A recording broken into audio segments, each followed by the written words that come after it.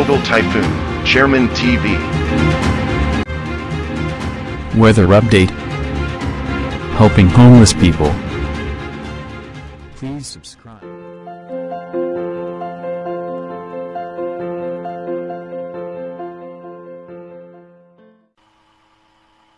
Magandang gabi po. Ito po ang latest update natin para nga po dito kay Typhoon Jenny, no? Si Typhoon Jenny nga po ngayon ay andito na sa mismong papalapit na sa landmass ng Taiwan. At kung mapapansin nga po natin yung kanyang diametro ay hinahambalos na nga po ang Itbayat at Basco, Batanes. Kaya iba yung pag-iingat pa rin sa ating mga kababayan dahil malakas pa rin nga po si Typhoon Jenny.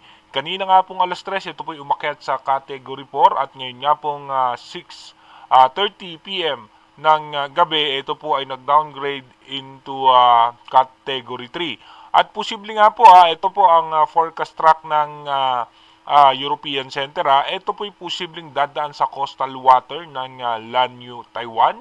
At pagkat ito po yan yung isla ng Lanyu, at pagtapos po niyan ay dediretso nga po yan dito sa may parte ng sa pagitan ng sa may Checheng and sa may Hengchun, Taiwan. Diyan po dadaan yung pinaka-sentro po niyan.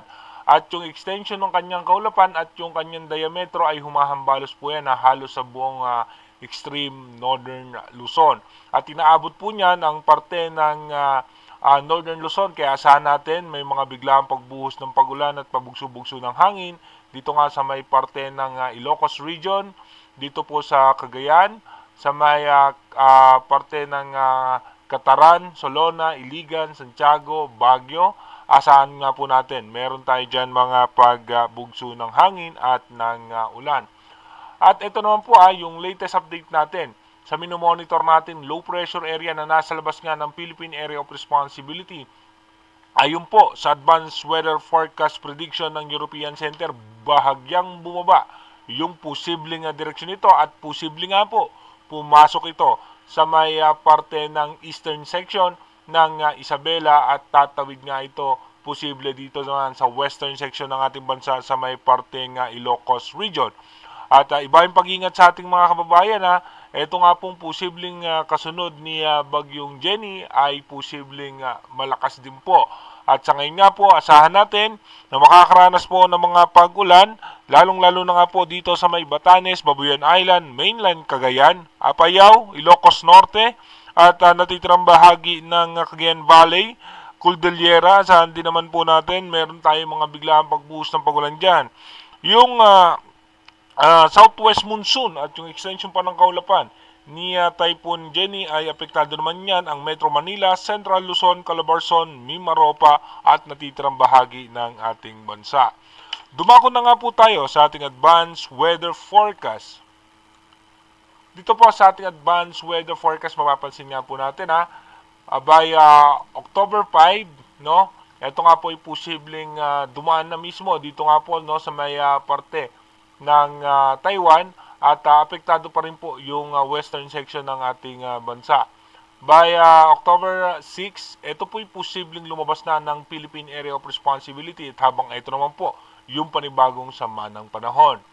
Pagdating naman po ng October 7, no, ito nga po ay nag-i-intensify na bahagya at yung ating low pressure area sa labas ng Philippine Area of Responsibility at habang si Typhoon Jenny ay posibleng maglandfall yan sa parte ng China. By October 8, no? By October 8 nakapasok na ng Philippine Area of Responsibility itong low pressure area, kung mapapansin natin as low pressure area pa rin. By October 9, dito nga po magi-intensify na po siya into tropical depression or mahinang bagyo. Pagdating naman po ng October 10, dito nga po as a tropical storm category, mapapansin nga po natin, posible nga po dito yan sa may parte ng Isabela papasok. Pagdating po ng alas 2 ng hapon ng October 10, mas lalakas pa nga po yan. At pagdating ng alas 8 ng gabi ng October 10, mapapansin nyo nga po, posible rin po siya sa ngayon as of now, possible po siyang umabot din ng typhoon category. Pagdating naman po ng October 11 ng madaling araw, no, mapapansin nyo nga po mas lumalakas pa itong posibleng panibagong bagyo.